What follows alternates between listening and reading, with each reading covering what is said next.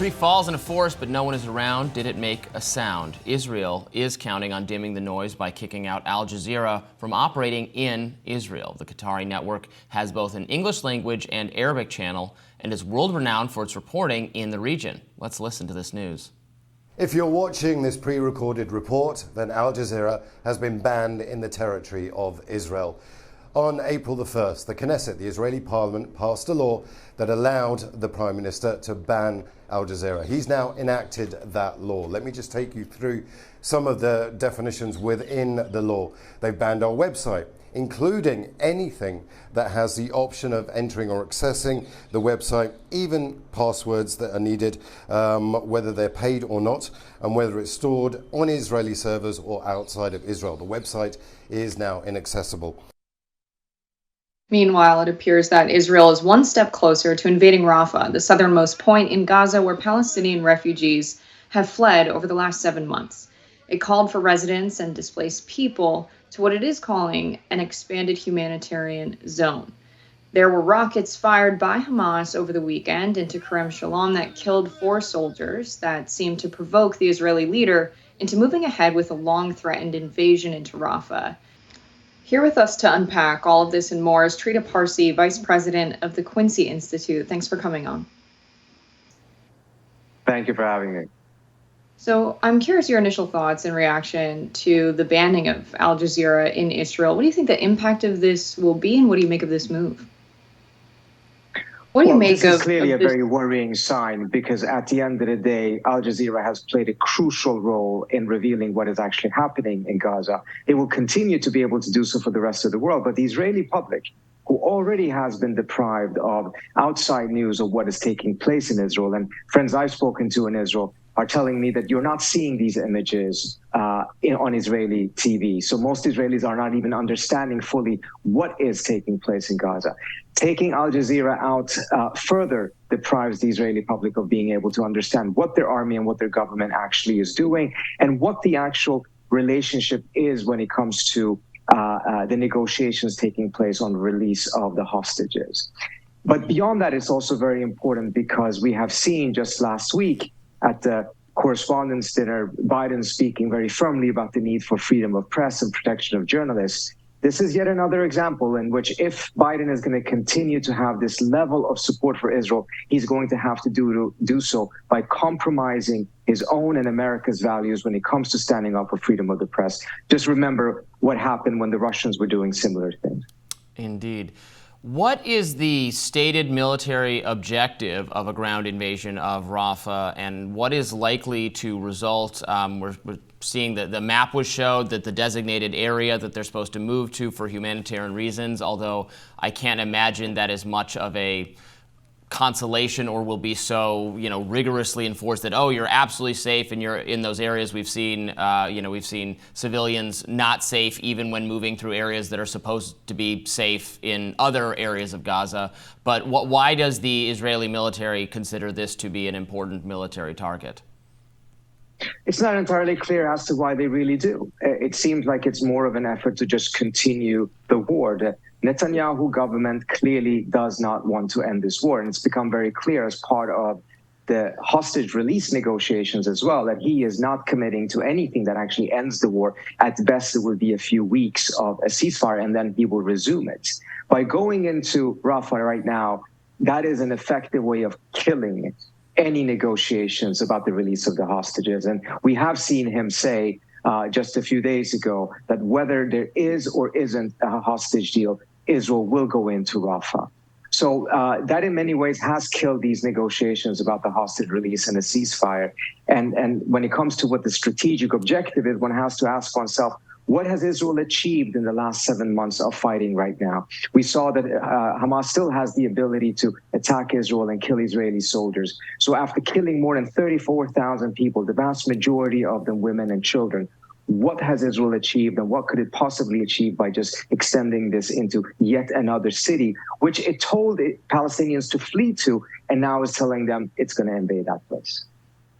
Now, I do want to point out that Al Jazeera's live feed footage was key in the investigation into what happened in the Al Shifa hospital. A lot of Al Jazeera's reporting has been key for the international community to assess Israel's actions since their invasion of Gaza.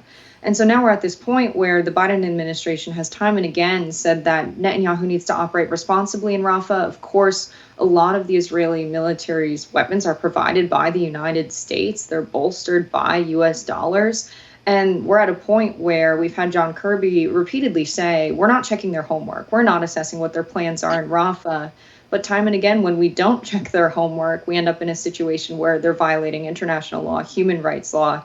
So what do you make of the current Biden administration's position, now Al Jazeera being banned in Israel, seemingly just before they invade Rafah, when they're leaving a lot of the ceasefire deals on the table? What do you make of the U.S.'s role in all of this in the current situation? I think there's only one way of describing it is, frankly, that it is quite shameful, because the Biden administration has said earlier on that it didn't want to see Israel go into Rafah, that it warned it against it. Then it softened its position and say, well, you only do so if there's a way to protect civilians. There is no way to protect the civilians, and Israel is now about to go in anyways. And yet Biden is funding, protecting, and arming Israel while this is all happening. If any other country would have done this, we would have correctly pointed out that they are complicit in the war crimes that are being carried out by Israel. And yet Biden doesn't seem to be too worried about the tremendous loss of standing that this has incurred on the United States because of its protection and its arming and its enabling of what Israel has been doing for the last 7 months.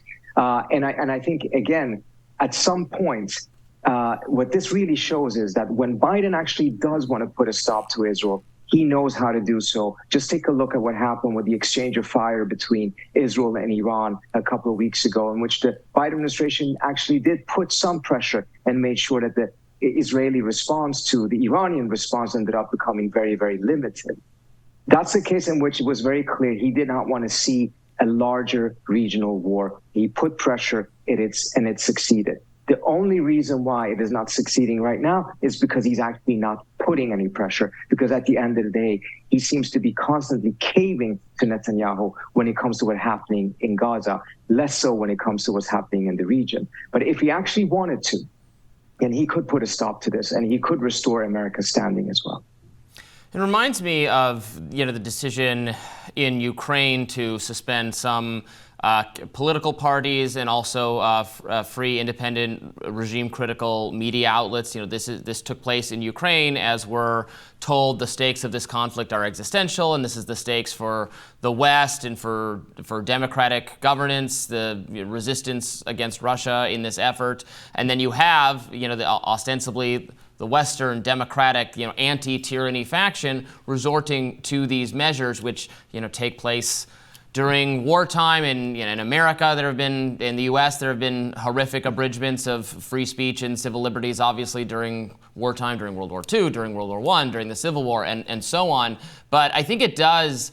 It's impossible not to feel the hypocrisy of our own regime, of our own administration. As you mentioned, in recent weeks, having a White House Correspondents' Dinner, talking about the threat to these values, and positioning it as coming from within, coming from, frankly, from the other political faction, right, from Donald Trump. When we are so willing to overlook obvious violations of these policies in our so-called allies.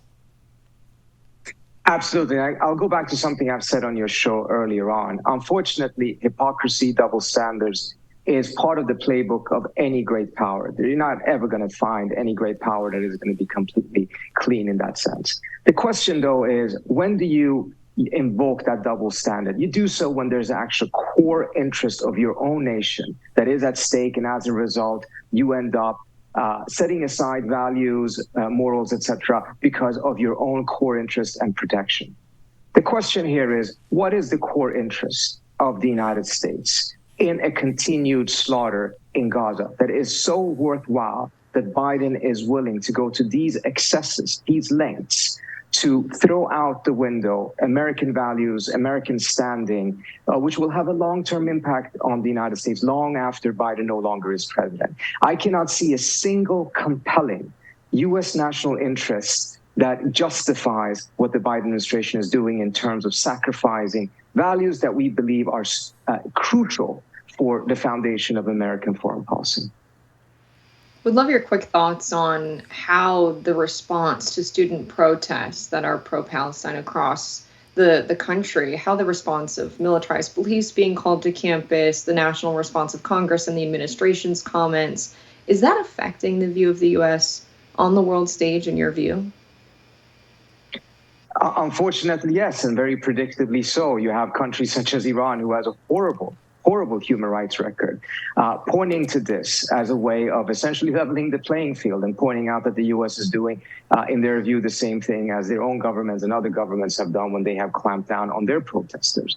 I think this, the whole episode here is in a very, very bizarre, I have to say. There is an ongoing a war, a slaughter, war crimes being committed. It is being committed in our name. It is being committed with our weapons, with our money. And to expect that there won't be an element, at least one element in this country that will stand up and protest against it. And overwhelmingly, these protests have been completely peaceful. We have seen clearly that in the case of UCLA, for instance, where the violence actually came from, a counter protest that was funded by outsiders, not from people from the university itself.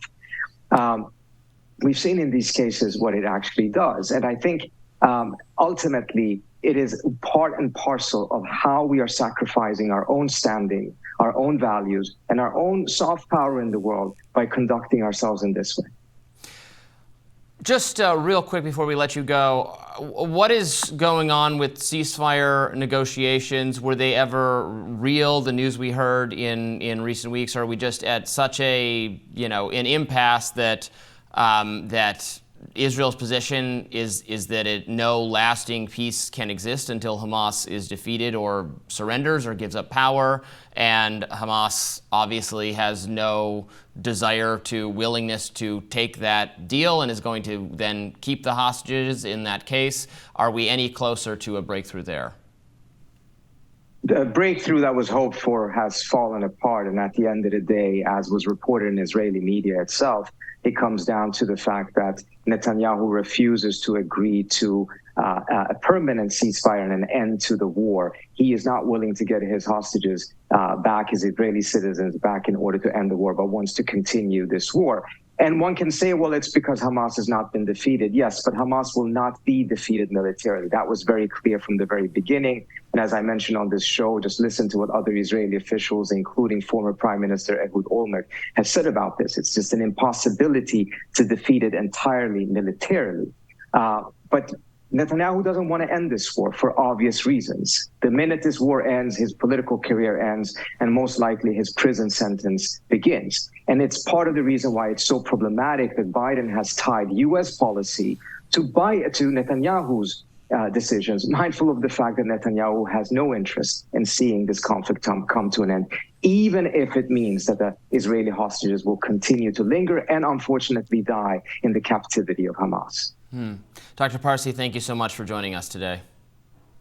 Thank you for having me.